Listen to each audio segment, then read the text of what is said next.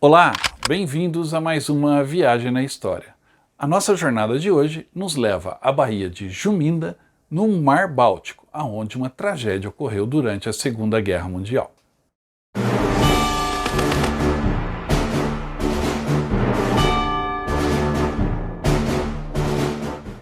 Os alemães invadiram a União Soviética em 1941 e estavam confiantes que iriam conquistar todo o país, mesmo lutando em 3 frentes. Ao sul, com destino a Stalingrado e ao rio Volga, no centro, com direção a Moscou, e ao norte, em direção a Leningrado. Esta operação, a Operação Barbarossa, levou os alemães a várias vitórias seguidas, e uma delas ocorreu próximo à cidade de, hoje na Estônia, de Tallinn, um importante porto que os soviéticos tentaram manter a todo custo. O que iria acontecer em Tallinn ficaria marcado na história. A evacuação soviética de Tallinn, também conhecida como o Dunkerque soviético, é considerada um desastre, mas também um pequeno sucesso. Os eventos ocorreram de 27 a 31 de agosto de 1941. Mais de 12 mil soldados e civis de 4 países morreram no Golfo da Finlândia, com mais de 60 navios afundados. Segundo alguns historiadores, esta batalha na Segunda Guerra Mundial está entre as 5 batalhas navais mais sangrentas de todos os tempos. Estes mesmos historiadores apontam que o número de mortos pode chegar a 28 mil soldados e civis.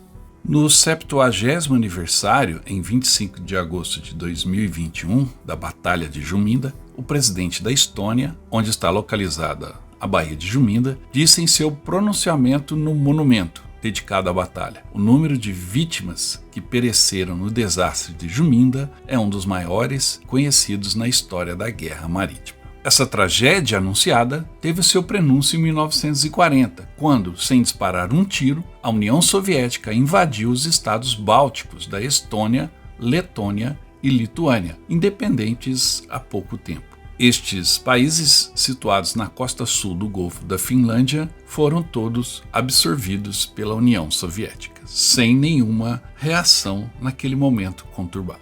Tal movimento permitiu uma projeção da presença naval soviética para o oeste em direção ao Atlântico, e também absorveu os navios mercantes e militares da frota dos 3 estados. A principal base naval soviética passou a ser Tallinn, a capital da Estônia, uma importante cidade portuária por toda a Europa.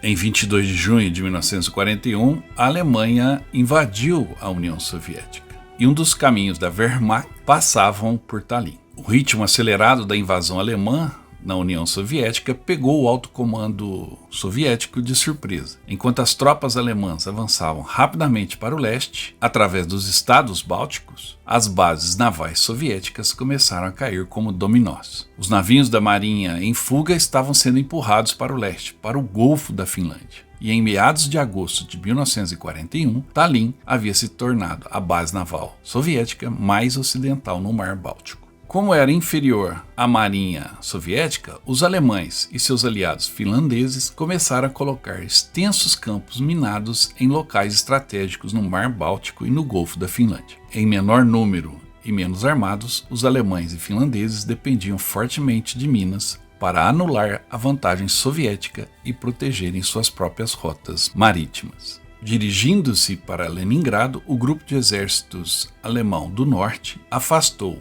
o 8º Exército Soviético, comandados pelo Marechal Voroshilov, a formação soviética mais próxima de Tallinn. Nenhum plano para defender a cidade de um ataque terrestre foi preparado antes da guerra, e agora era tarde demais. Em 22 de julho, os alemães atacaram Tallinn, cortando a ligação Tallinn-Leningrado por ferrovia, e chegaram à costa do Golfo da Finlândia. Tallinn agora estava cercada 300 quilômetros atrás das linhas alemãs. A velocidade do ataque alemão, a famosa Blitzkrieg, levou os alemães rapidamente a cercarem muitas cidades importantes por toda a Rússia: Kiev, Kharkiv, que à época pertenciam à União Soviética, hoje é a Ucrânia, Minsk e a própria Leningrado. Mas antes do cerco de Leningrado, houve o cerco em Tallinn, e o porto acabaria por cair em mãos alemãs. A responsabilidade pela defesa de Tallinn e da base naval coube ao comandante da frota do Mar Báltico, o almirante Vladimir Tribuz. O desespero era tamanho que quaisquer marinheiros que pudessem ser poupados dos navios foram dispostos em destacamentos de infantaria naval para lutarem em terra, se juntando a regimentos de milícias, voluntários letões e estonianos, somando cerca de 15 mil tropas, sem tempo de treinamento. Com tudo isso, a artilharia naval tornou-se a espinha dorsal das defesas de Tallinn. Os navios ancorados no porto forneciam apoio de fogo para as unidades terrestres. Assim, tudo o que impedia os avanços alemães era o tremendo volume de fogo fornecido pelo cruzador Kirov, o maior navio soviético no porto, e seus destroyers de escolta. Em 21 de agosto, os alemães romperam as defesas da cidade e, apesar dos esforços valiosos, as forças soviéticas, cada vez menores, não conseguiram detê-los. O porto de Tallinn estava agora ao alcance das mãos alemãs. Os soviéticos tinham como diretriz jamais ceder o terreno de maneira muito fácil para o inimigo. Isto custava a cabeça de muitos líderes soviéticos. Em Tallinn não foi diferente, mas por fim a ordem para evacuar o porto veio, pois a situação era insustentável. Com a permissão de evacuar a cidade, o almirante Tribuz começou o planejamento frenético visando a fuga de mais de 200 navios e cerca de 40 mil militares e civis. Os navios reunidos no porto de Tallinn eram uma mistura de navios de guerra e embarcações de apoio, variando de tamanho e incluindo enormes navios de passageiros civis convertidos em transportes. E o mais potente destes navios era o cruzador pesado Kirov, além de contra-torpedeiros, submarinos e rebocadores. Mas faltavam caça-minas. Existiam 3 rotas de fuga possíveis para Leningrado. O almirante Tribuz e o alto comando soviético fizeram uma opção pela rota do meio, exatamente a que tinha mais minas e armadilhas plantadas pelos alemães. E essa missão tornou-se ainda mais perigosa pela escassez de navios de varredura de minas, os caça-minas. Para abrir caminho na rota de fuga dos mais de 200 navios soviéticos, seriam necessários cerca de 100 caça-minas. Tamanha era o campo minado que alemães e finlandeses haviam plantado. Em vez disso, apenas 10 caça-minas modernos estavam disponíveis. A rota de fuga era dividida em 2 partes. A primeira etapa de Tallinn à ilha Gotland e a segunda de Gotland a Kronstadt. E tudo isso sem cobertura aérea e num mar coalhado de minas. Para garantir o embarque do maior número de pessoas, o almirante Tribuz e seu Estado-Maior perceberam que algumas das tropas teriam que ser sacrificadas e deixadas para trás enquanto lutavam protegendo a retaguarda, permitindo que a maioria das forças embarcassem em navios. Às 20 horas do dia 27 de agosto de 1941, a retirada começou para valer, sob uma barragem protetora de tiros navais. O caos imediatamente se instalou. Os defensores soviéticos não conseguiam mais conter os alemães, que bombardeavam o porto continuamente. Navios chegaram a fugir totalmente esvaziados, e multidões de soldados, marinheiros e civis avançavam de um lado para outro ao longo dos piers, invadindo passarelas de transportes dos navios à espera. Pessoas foram pisoteadas na corrida enlouquecida para os navios, e a cena era pontuada por projéteis de artilharia alemã explodindo e iluminando a cidade com suas chamas. À medida em que os transportes se enchiam, partiam lentamente, movendo-se para suas áreas de concentração, do outro lado da Baía de Tallinn. Mais de 23 mil soldados e milhares de evacuados civis foram levados a bordo. Mais de 10 mil homens foram deixados para trás no cais de Tallinn. Avançando então lentamente, as coisas começaram a dar errado para o fatídico comboio. Menos de 1 hora de viagem, uma das traineiras de varredura de minas, que liderava a primeira parte do comboio, atingiu uma mina e desapareceu sob as águas em segundos. Implacável, o comboio seguiu em frente, aparecendo então bombardeiros alemães, que atacaram cautelosamente os navios. O pior, no entanto, estava por vir. No dia 28 de agosto, por volta das 18 horas, a primeira parte do comboio chegou ao Cabo Juminda e seus campos minados. O pesadelo começou de fato.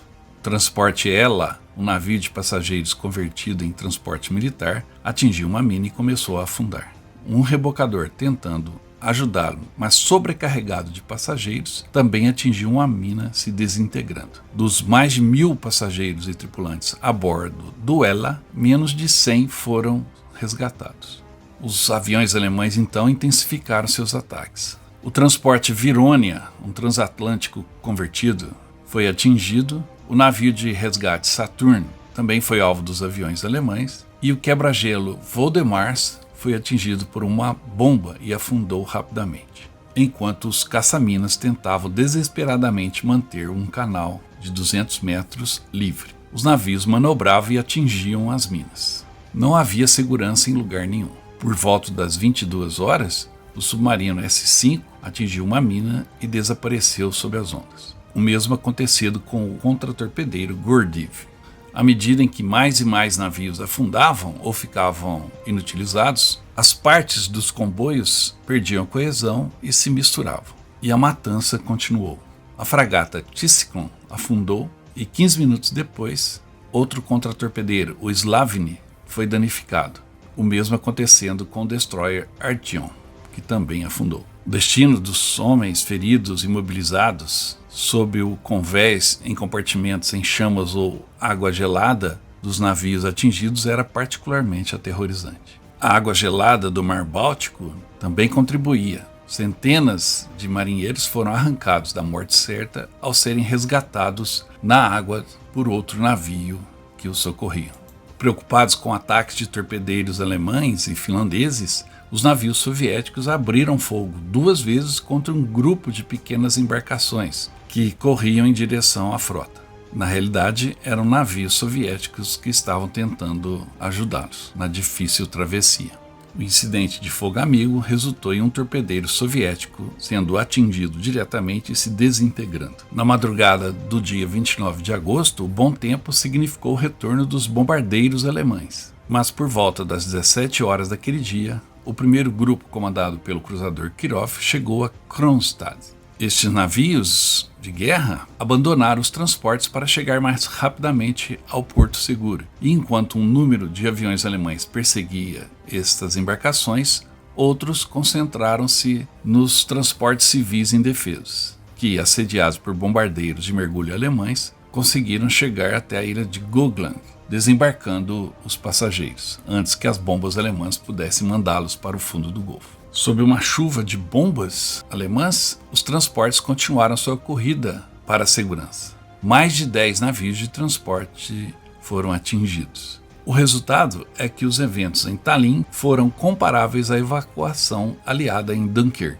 um ano antes. A diferença é que, enquanto em Dunkirk a travessia do Canal da Mancha era de cerca de 30 quilômetros, em Tallinn a travessia para a segurança tinha que percorrer 300 quilômetros de mar aberto. Os resultados da fuga de Tallinn e a tragédia do Golfo de Juminda são discutidos como um sucesso e, ao mesmo tempo, um desastre. Apesar da perda de mais de 20.000 pessoas evacuadas, a maioria das pessoas chegaram a Leningrado e se juntaram à defesa da cidade. O cruzador Kirov foi salvo, junto com os contratorpedeiros Minsk e Leningrado. Dos 10 contratorpedeiros originais, 5 foram perdidos. Os canhões montados no Kirov e nos contratorpedeiros ajudaram na defesa da cidade de Leningrado durante o cerco de 900 dias. Um total de 84 navios militares e civis foram afundados durante a tragédia em Juminda. Mais de 30 navios civis e militares foram danificados. E uma estimativa de até 20.000 pessoas mortas nessa travessia. O governo soviético naquela época e mesmo depois fez poucos comentários oficiais sobre os eventos. Até hoje, praticamente nenhuma informação oficial existe sobre a evacuação de Tallinn.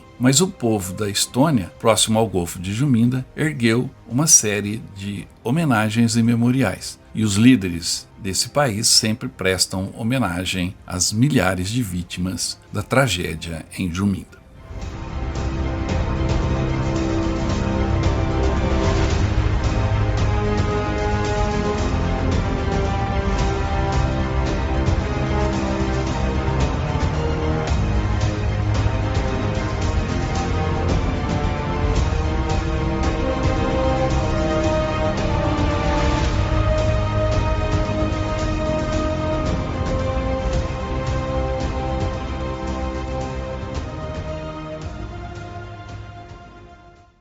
esta foi mais uma daquelas histórias da Segunda Guerra Mundial que muita gente desconhecia. O que aconteceu em Tallinn deixou marcas profundas e foi uma tragédia, mas também foi uma história de muita luta. Espero que você tenha gostado dessa história e se gostou, dê um like nesse vídeo, deixe o seu comentário ao final e não se esqueça de se inscrever no nosso canal. E eu volto logo com mais histórias para você. Até mais!